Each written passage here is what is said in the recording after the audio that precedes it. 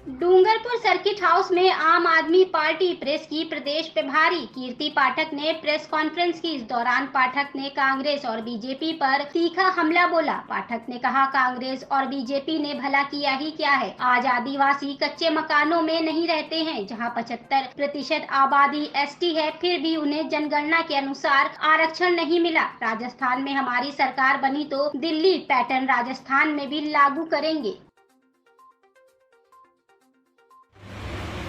पिछले 75 साल जो स्वतंत्रता के पश्चात जो समय बीता है, विभिन्न सरकारें आई हैं, लेकिन जो आदिवासी अंचल है वो पिछड़ा का पिछड़ा ही रह गया है। उसमें एक सही नियत की सरकार कभी नहीं आई, सही नियत के जन सेवक और जनप्रतिनिधि कभी नहीं आए, जिन्होंने आदिवासी अंचल को इस गरीबी से मुक्त कराने का प्रयास किया, या जिन्होंने कुछ ऐसा प्रयास किया हो कि जिससे हमारे जो आदिवासी भाई बहन हैं उनके जीवन में एक सकारात्मक बदलाव आ सके। ऐसा कभी भी नहीं प्रयास हुआ। आम आदमी पार्टी अब दमखम अपना ठोकते हुए प्रदेश में पूरी 200 सीटों पर चुनाव लड़ने का विचार बना चुका है। इसीलिए आदिवासी अंचल हमारी प्रायोरिटीज में से एक है, क्योंकि यहाँ पर जिंदगियां बदली नहीं है।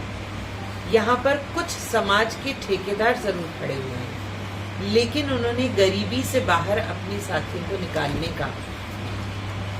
तो अब आम आदमी पार्टी क्योंकि संवेदनशील पार्टी है और कार्य आधारित राजनीति करती है, तो हमारा ये प्रयास है कि हम जैसे आए हैं तो उनके बारे में जानें, धरातल की सच्चाई को नापें और उसके बाद प्रयास करें कि हम यहाँ पर किस तरीके से, क्या ऐसी बातें हैं जो हम इन लोगों के लिए एक बेहतर जिंदगी के लिए कर सकते हैं। तो वही प्रयास है, वही ढूंढने की कोशिश है, वही आप लोगों से मिलकर बात करने की कोशिश है, इनफॉर्मली भी फॉर्मली भी, कि आप लोग से बेहतर कोई नहीं जानता है। कई चीजें डर के मारे आदिवासी साथी हमें नहीं बताएंगे, पर आप बेबाकी से उन बातों को कर सकते हैं। तो प्रयास यही है कि मीडिया के साथ एक अच्छा संबंध बनाते हुए जानकारी ली जाए और धरातल की सच्चाई वहां जाकर के गांव में ली जाए और फिर आगे जाकर के रिपोर्ट की जाए कि किस प्रकार से आदिवासी उनकी जो योजनाएं हैं वो अखबारों तक सीमित रही हैं, वो कागजों तक सीमित रही हैं। सड़कें हैं बन चुकी हैं, लेकिन अगर हम सच्चाई में जाकर के देखें तो कोई सड़क नहीं बनी है। कागजों पर वो सड़क पास हो चुकी है, बन चुकी है और उसका पैसा उठ चुका है। हमारे भाई हमारी बहन ये नहीं जानते कि उनके वहां तो सड़क बन चुकी है, लेकिन वो तो कच्ची रोड पर चल रहे हैं, पगडंडियों पर चल रहे हैं। केंद्र सरकार की योजना आती है कि सौर ऊर्जा से घर उजाला उनमें आएगा।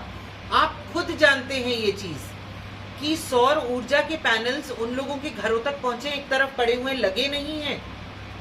सरकार हमारी सिर्फ और सिर्फ महंगी बिजली बेचना चाहती है, आंखों पर धूल झोंकना चाहती है। अशोक गहलोत सरकार क्या कर रही थी 4.5 साल से? सिर्फ अपनी सत्ता बचाने का प्रयास कर रही थी और रिजॉर्ट से रिजॉर्ट भटक रही थी, जिससे कि सचिन पायलट से किसी तरीके से अपनी सरकार को आपस में ही लड़ाई हो रही थी।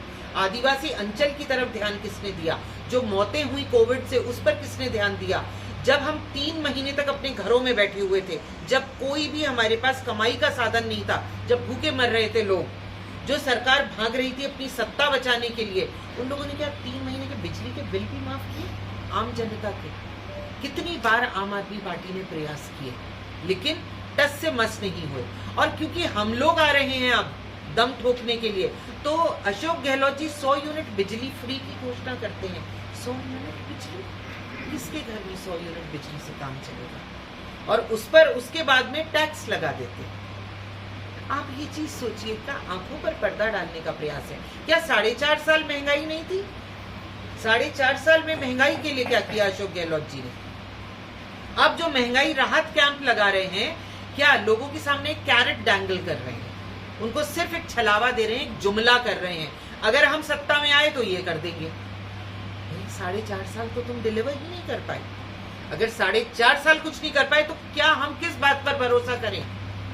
केंद्र सरकार के लोग जुमला बोल कर क्या है, 15 लाख रुपए देंगे, आपके अकाउंट में आ जाएंगे। ऐसे ही ये जुमले दे रहे हैं अब हम सत्ता में आए तो। जब आप सत्ता में थे तब क्या किया? प्रश्न तो ये है उनसे। सत्ता में। आज दिल्ली की सरकार से प्रश्न कीजिए कि आप सत्ता में थे, आपने क्या किया, पता चलेगा। दिल्ली की सरकार बोलेगी हमने ये किया, और हम तो आप सबको बोलते हैं चलिए हमारे साथ। आप चलिए दिल्ली में देखिए, हम आपको मोहल्ला क्लिनिक दिखाते हैं, हम दिल्ली के सरकारी स्कूल दिखाते हैं, हम दिल्ली की बसेस दिखाते हैं जहाँ पे मार्शल्स हैं, हम सीसीटीवी कैमरास दिखाते हैं, हमारी महिलाओं से बात करवाते हैं, आम जनता से बात कीजिए। आपको पता चलेगा कि दिल्ली की सरकार एक संवेदनशील सरकार है। आपके और हमारे टैक्स के पैसों से वो उनको फ्री में दे रही है। ऐसा क्या है कि हम लोग, आज तक की सरकारें कुछ भी फ्री में हमारे लोगों को नहीं दे पाई। अस्पतालों की स्थिति आपसे बेहतर कोई नहीं जानता। आज तक ऐसा क्या हुआ है जो हमारी सरकार हमारे टैक्स के पैसों से हमारे को दे पाई, लेकिन घाटे का बजट देती रही। दिल्ली की सरकार फ्री में चीजें भी उपलब्ध कराती है और घाटे का बजट, हमारा बजट हमेशा प्लस में